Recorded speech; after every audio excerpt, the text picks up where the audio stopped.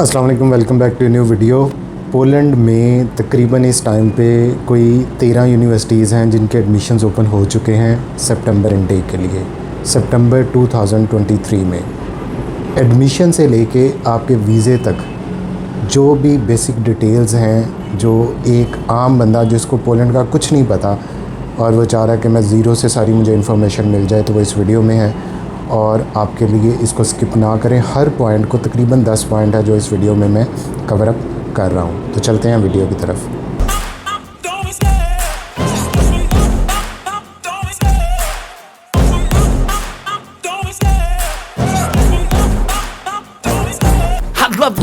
जी, तो हम बात करें कि पोलैंड में कैसे आप सितंबर इनटेक के लिए यहाँ पे स्टडीज़ के लिए आ सकते हैं, स्टडी वीज़े के लिए। यूरोप का सबसे, जिसको मैं कह सकता हूँ, अच्छा मुल्क और सस्ता मुल्क और एक उभरता हुआ मुल्क। इसकी बहुत अच्छी ग्रोइंग इकॉनमी है।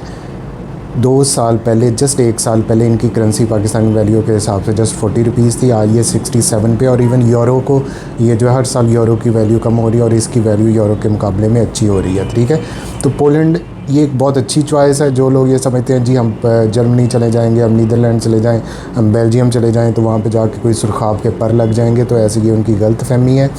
वो एक ऑलरेडी कंपटीशन वाले सिस्टम में जाएंगे जहाँ पे बहुत ज़्यादा उनको डिफ़िकल्टीज़ हैं जॉब्स के हवाले से। बहुत ज़्यादा ब्रेन जो है, बहुत ज़्यादा इंटेलिजेंट माइंड्स वहाँ पे ऑलरेडी अवेलेबल हैं, तो आप जैसे खटारा दिमाग वहाँ पे जाके बिल्कुल नहीं चलने वाले। तो अभी जो मुल्क आपको एक्सेप्ट कर रहा है, जहाँ पे अपॉर्चुनिटीज़ हैं, जहाँ पे अभी ग्रोथ की ऑप्शंस हैं। देखें, एक कमरे में स्पेस होगी एक बंदे की बैठने की, तो अगर ऑलरेडी उसमें 10 बंदे बैठे हैं तो आपको 11वें बंदे को वहाँ पे एंटर होने की ज़रा भी, वो आपकी शक्ल भी देखना गवारा नहीं करेंगे। तो इसलिए अपने दिमाग से ये चीज़ें निकाल लें और पोलैंड की तरफ मतवज्जो हों। ठीक है, तो बात करते हैं कि कैसे ये प्रोसेस स्टार्ट होगा। सबसे पहला स्टेप है आपकी यूनिवर्सिटी की सिलेक्शन। ठीक है, मैं पहले भी बार बार बता चुका हूँ, जो बच्चे मेरे से कंसल्टेंसी लेते हैं, मैं किसी यूनिवर्सिटी के पैनल पे नहीं हूँ। मैं इंडिपेंडेंट आपको एज ए स्टूडेंट आपका हेल्पर बन के आपका जो है वो एडमिशन अप्लाई करता हूँ। तो मेरा तरीका वारदात या तरीका कार ये है कि जो पॉलिश एम्बेसी ने हमें एक लिस्ट प्रोवाइड की हुई है कि ये टॉप रैंक यूनिवर्सिटीज़ हैं पोलैंड की। ठीक है, उसमें फर्स्ट पे यूनिवर्सिटी ऑफ वारसा है, सेकंड पे जैगनोनियन यूनिवर्सिटी है, थर्ड पे वारसा यूनिवर्सिटी ऑफ टेक्नोलॉजी है, फोर्थ पे जो है वो पोज़्डान यूनिवर्सिटी है। तो इस तरह डिफरेंट एक पूरी लिस्ट है, कैटेगरीज़ है। तो मैं उस हवाले से बच्चे की प्रोफाइल देख के उसकी टॉप से बॉटम की तरफ जाता हूँ कि पहले देखता हूँ कि फ़र्स्ट यूनिवर्सिटीज़ में इसके रेलिवेंट सब्जेक्ट के एडमिशन्स ओपन हैं। ठीक है, तो ये कीड़ा कि एक ही यूनिवर्सिटी में अप्लाई कर देना और वहीं से, जैसे बहुत सारे कंसल्टेंट करते हैं कि 1-2 में ही बस फेंक दिए, मैं तो बच्चे को बता देता हूँ कि जो आपकी ऑप्शन है वो मुझे बता दें, मैं उसमें अप्लाई कर दूँगा। ठीक है, स्टेप 1 की आपकी यूनिवर्सिटी की सिलेक्शन। स्टेप 2 क्या है कि आपकी कोर्स की सिलेक्शन। देखें, कोर्स की सिलेक्शन जो है वो यूनिवर्सिटी के लिए इतनी इंपॉर्टेंट नहीं है जितनी बच्चे की मोटिवेशन और वीज़ा प्रोसेस के लिए इम्पॉर्टेंट है। अगर आप जा रहे हैं स्टूडेंट वीज़ा के लिए, ठीक है, आपके बीएस के सब्जेक्ट्स क्या हैं, आपकी मास्टर्स में आप क्यों जाना चाह रहे हैं, उसी फील्ड में आगे एक्सेल करेंगे। इंजीनियरिंग की हुई है, मैकेनिकल में की हुई है, सॉफ्टवेयर इंजीनियरिंग में की हुई है, तो अगर आगे भी आप मास्टर्स में इन्हीं फील्ड में रहेंगे तो आपके वीज़ा के बहुत ज़्यादा हायर चांसेस हैं। आप चूज़ कर सकते हैं मैनेजमेंट साइंसेज, आप म्यूज़िकल साइंसेज भी, आप जो मर्ज़ी आप यहाँ पे बन जाओ। ये पाकिस्तान की तरह नहीं है कि एक सब्जेक्ट पढ़ लिया तो आगे में आप एलिजिबल नहीं है। पूरे यूरोप में कोई रेस्ट्रिक्शन नहीं है। ठीक है, यहाँ पे लेकिन उसका फ़र्क क्या पड़ता है, जब आप इंटरव्यू के लिए जाते हैं तो जो आपने मोटिवेशन शो करनी है, वीज़ा एम्बेसडर आपसे पूछता है कि भाई आपका तो इंजीनियरिंग का सब्जेक्ट है तो आप बिज़नेस मैनेजमेंट में क्यों जा रहे हैं, आपने तो आर्ट्स पढ़ी हुई है और अब आप मेडिकल की फ़ील्ड में, नर्सिंग में जा रहे हैं। तो ये सारी चीज़ें जो है वो एक फ़ेक आपका इमेज शो करती हैं कि यार मेरे सब्जेक्ट्स तो ये थे और मैं इसलिए जा रहा हूँ। तो इसलिए वो जो पॉइंट नंबर 10 की रिजेक्शन है कि हमें आपकी इंटेंशंस पे डाउट है, तो वो डाउट यहीं से शुरू होता है। नीयत ही आपकी ख़राब है, नीयत पहले अपनी ठीक कर लो। ठीक है, तो पहली आपकी यूनिवर्सिटी हो गई, दूसरा आपका कोर्स सेलेक्ट हो गया, तीसरा हो गया आपका मेन रीज़न ऑफ स्टे के लिए वही मैं बात बता रहा हूँ कि आपकी यूनिवर्सिटी, आपका कोर्स सिलेक्शन। तो ये सबसे इम्पॉर्टेंट है पोलैंड में वीज़े के लिए। ठीक है, अगर आपने ये 2 चीज़ें राइट सेलेक्ट कर ली, तीसरे नंबर पे आपने एडमिशन प्रोसेस करना है। एडमिशन्स की जो है वो तकरीबन पहले भी बता चुका हूँ, 11 से 12 यूनिवर्सिटीज़ की एडमिशन्स ओपन हो चुके हैं। ठीक है, फॉर सितंबर इनटेक फॉर मेजर इनटेक, जिसमें हर सब्जेक्ट अवेलेबल है। कोई आपका ऐसा सब्जेक्ट नहीं होगा जो पाकिस्तान इंडिया में पढ़ाया जा रहा हो और वो पोलैंड में अवेलेबल ना हो। ऐसा हो सकता है कि पोलैंड वाले सब्जेक्ट्स आपकी पिछली डिग्रीज़ में अवेलेबल ना हो, तो आपके लिए एक एडवांस्ड एजुकेशन की जो है वो ऑप्शन है। पोलैंड की डिग्रीज़ इंटरनेशनली रिकग्नाइज्ड है पूरे यूरोप में, और बड़ी आसानी से जो है वो आपको कंपनीज़ जो है वो एक्सेप्ट करती हैं, आपके रेलेवेंट फील्ड में जॉब्स मिल जाती हैं बच्चों को।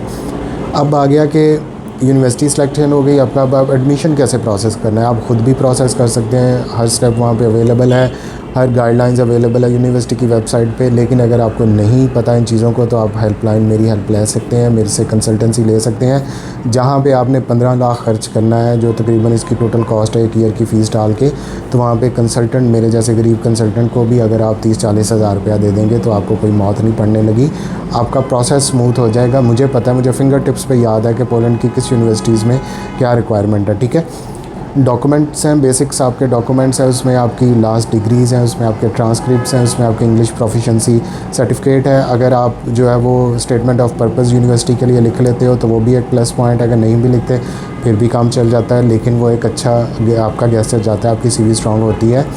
इसके अलावा जो बच्चे पोलैंड में IELTS की रिक्वायरमेंट नहीं है, जो बच्चे कर लें इसको, तो उसका एक प्लस पॉइंट है। देखें, IELTS से आप में कॉन्फिडेंस आ जाता है कि आपका एक इंग्लिश लेवल है, आपके पास एक सर्टिफिकेट है, आपके इंटरव्यू में उसका प्लस पॉइंट जाता है, लेकिन वो कंपलसरी नहीं है। जो बच्चे इसको कर लें, IELTS के साथ पोलैंड के लिए जा रहे हैं, उनको बहुत ज़्यादा प्लस पॉइंट होता है। वीज़ा इंटरव्यू में भी आपका एक कॉन्फिडेंस लेवल नज़र आता है। ठीक है ना, मेरी तरह टूटी फूटी हुई इंग्लिश और गुलाबी इंग्लिश आपकी नहीं रहती, आपकी एक अच्छी इंग्लिश रहती है।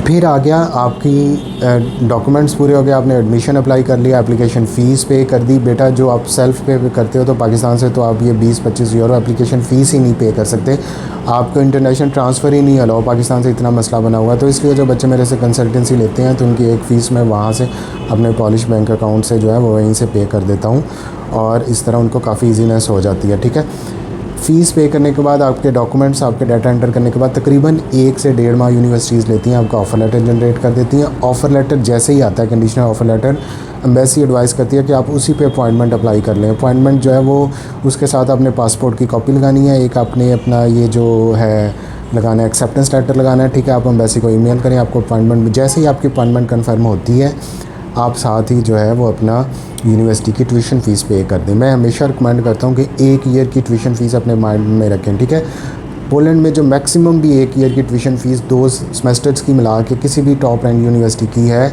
या प्राइवेट यूनिवर्सिटी की भी है, तो वो तकरीबन 5000 यूरो से एक्सीड नहीं करती। तो नॉर्मल रेंज है वो 3500-3600, ये 1 साल की फ़ीस। और इस तरह अगर सेमेस्टर की हम बात कर लें तो 1500 से 1600 यूरो पर सेमेस्टर है। तो इन चीज़ों को आपने माइंड में रखना है, अपनी फ़ीस, अपने पैसे एक साइड पे रखने हैं। फिर आ जाता है मेजर इशू बैंक स्टेटमेंट का। बैंक स्टेटमेंट में पहले भी बहुत सारी वीडियोस मेरे चैनल पे अवेलेबल हैं, लेकिन मैं फिर भी गाइड कर देता हूँ।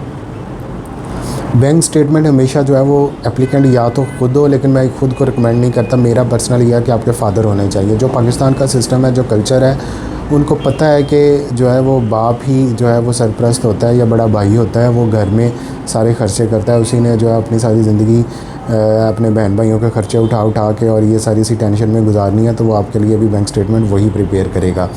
बैंक स्टेटमेंट में अगर तो वो बिज़नेस करता है, उसका FBR लाजमी रजिस्टर होना चाहिए, उसको अपना टैक्स रिटर्न लाजमी शो करवानी है। ठीक है, अगर वो सैलरीड पर्सन है तो लास्ट अपनी 3 सैलरीज़ की स्लिप्स और उसकी तो ऑटोमेटिकली उसका टैक्स जाता है।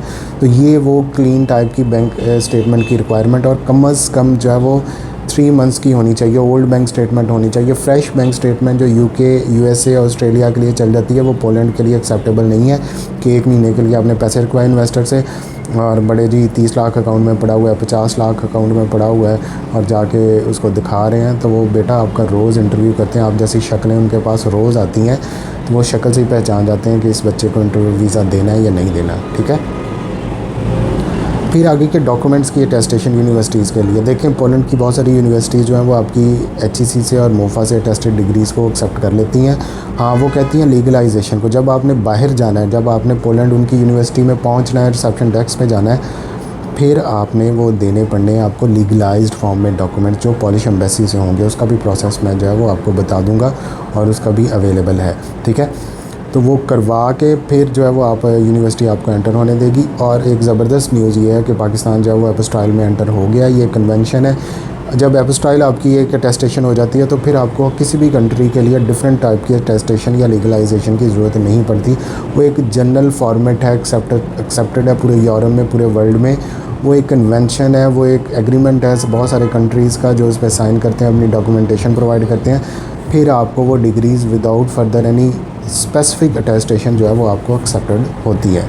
ठीक है, डिग्री भी होगी आपका, ये हो गया। आपने फिर वीज़ा इंटरव्यू के लिए जाना है। वीज़ा इंटरव्यू के लिए मेरे पास क्वेश्चंस की लिस्ट पड़ी हुई है, मैं बच्चे को पूरा प्रिपेयर करता हूँ। राउंड अबाउट 50 to 60 क्वेश्चंस हैं जो मोस्ट प्रोबेबली होते हैं, और जो बच्चा उनको अगर प्रिपेयर कर ले तो उसका इंटरव्यू जो है वो बड़ा अच्छा और बड़ा ईज़िली पास आउट हो जाता है। इसको इतना हल्का ना लें, इसको ईज़ी ना लें। ये एक पूरी एक साइंस है, पूरी आपकी पर्सनैलिटी को रिप्रेजेंट कर रही है, आपकी मोटिवेशन को। आप प्रॉपर इसके लिए प्रिपेयर होकर इसको थोड़ा सा इसको सीरियस होकर लें, इस पर टाइम निकालें। कोई भी पॉसिबल जो भी क्वेश्चन जो इन्वेस्टर उस टाइम पे पूछ सकता है तो आपका कॉन्फिडेंस लेवल उसमें नज़र आना चाहिए। ठीक है, बच्चे चले जाते हैं मुंह उठा के, जी अभी पता भी नहीं होता, और वहाँ पे जाके वो एक आधा भी उस रटे हुए क्वेश्चन से अलग से पूछ ले तो बच्चे का जो है वो वहीं पे मुंह खुले का खुला रह जाता है। झूठ नहीं आपने बोलना, झूठ बोलोगे वो फ़ौरन पकड़ लेते हैं। जो बात है सीधी बता देनी है, ठीक है ना।